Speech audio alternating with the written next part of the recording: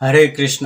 মহাসমাবেশ অর্থাৎ আপনি আসতেছেন তো রংপুর বিভাগের মধ্যে রংপুরে জেলা স্কুলের মাঠে 22শে নভেম্বর রোজ শুক্রবার 2টার দিকে মহাসমাবেশ রয়েছে।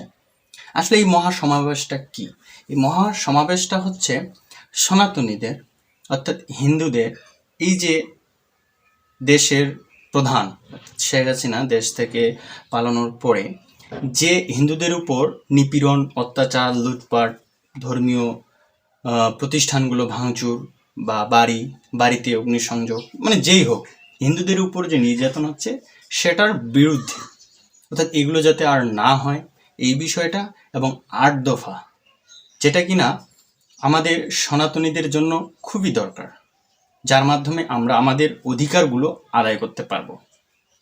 আমরা যদি দেখি যে পাশের দেশ ইন্ডিয়া বা ভারত যাকে বলি আমরা, সেখানেও কিন্তু সংখ্যালঘু আইন রয়েছে।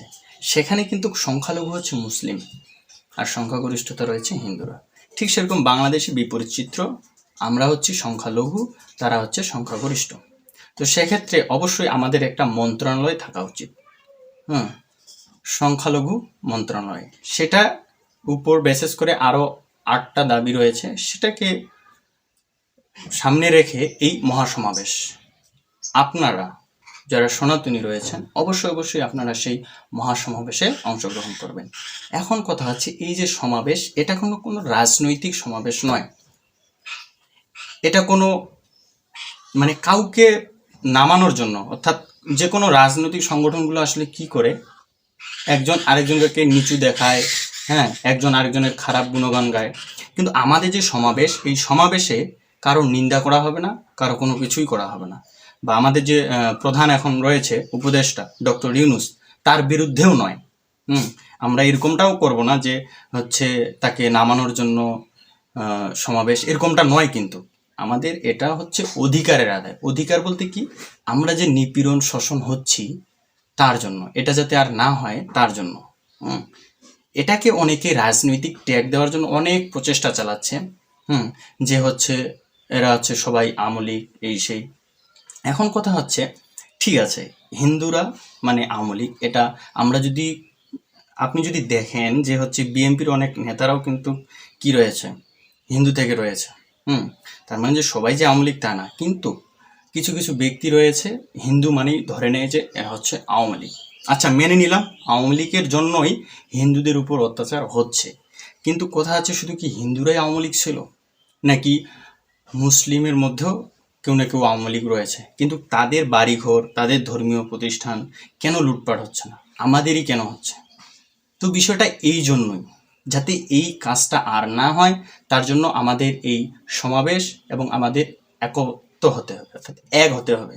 এখনো আপনারা যদি ঘুমিয়ে থাকেন, মানে আমরা হিন্দুরা এমন হচ্ছি যে হচ্ছে আমাদের যদি আগুন লাগে পাশের বাড়িতে, আমি চুপচাপ ঘুমিয়ে থাকবো?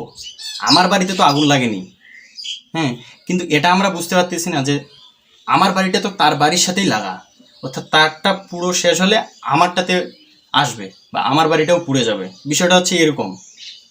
আমরা মনে করতেছি আমার বাড়িতে তো হামলা হয়নি, কিন্তু আপনি একটা বিষয় চিন্তা করুন, আপনার ভাই সনাতনী যারা হিন্দু অন্য জায়গায়, তাদের বাড়িতে তো হামলা হচ্ছে।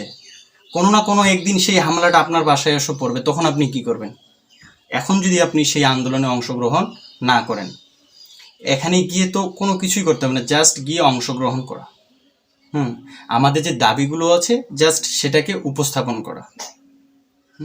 তো অবশ্যই সনাতনীদের কাছে আমার রিকোয়েস্ট, আপনারা যারা এই ভিডিওটি দেখতেছেন বা যেভাবেই দেখেন, কারণ আমাদের এই যে আমাদের উপর যে নিপীড়ন হচ্ছে, এগুলো কিন্তু সোশ্যাল মিডিয়াতে আসলেও কোনো নিউজে বাংলাদেশের কোনো নিউজে, আপনি সময় টিভি বলেন, যমুনা টিভি বলেন, অন্যান্য যে কোনো টিভিতে বলেন, এই বিষয়গুলো কিন্তু উপস্থাপন করতেছে না। তার জন্য গ্রাম পর্যায়ে যে সনাতনী বয়স্ক ব্যক্তিরা রয়েছে, তারা কিন্তু এই যে নির্যাতন হচ্ছে সেই বিষয়টা কিন্তু জানতে পারতেছে না। কিন্তু আমরা যারা ইয়াং যুব সমাজ রয়েছে, যাদের হাতে টাচ ফোন রয়েছে এবং ফেসবুক আমরা চালাই, তারা হয়তো বা কোনো সোর্সের মাধ্যমে আমরা সেই বিষয়টা জানতে পারতেছি। তো অবশ্যই আমাদের সবাইকে এক হতে হবে। অবশ্যই এই মহাসমাবেশকে সাফল্যমণ্ডিত করার জন্য আপনাকেও আসতে হবে। এবং আপনি আরেকজনকে উদ্বুদ্ধ করুন। অবশ্যই আমাদের এই মহাসমাবেশে যাওয়া উচিত।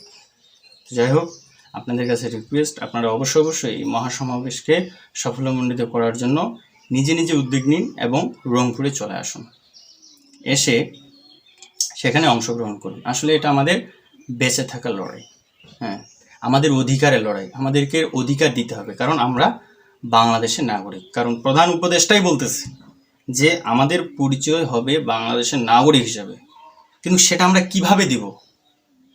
আমরা যদি বাংলাদেশের নাগরিক হয়ে থাকতে চাই, বা তিনি যদি বলে, এখন পর্যন্ত কিন্তু ওই যে আমাদের এত শোষণ হচ্ছে, এত নিপীড়ন হচ্ছে, এখন পর্যন্ত কিন্তু প্রধান উপদেষ্টার কোনো বিবৃতি আসেনি। সে কিন্তু কোনো কিছুই বলেনি এই সম্পর্কে, যে বন্ধ করো বা এই বিষয়টা কেন হচ্ছে, এই ধরনের কোনো মন্তব্যই তিনি করেননি।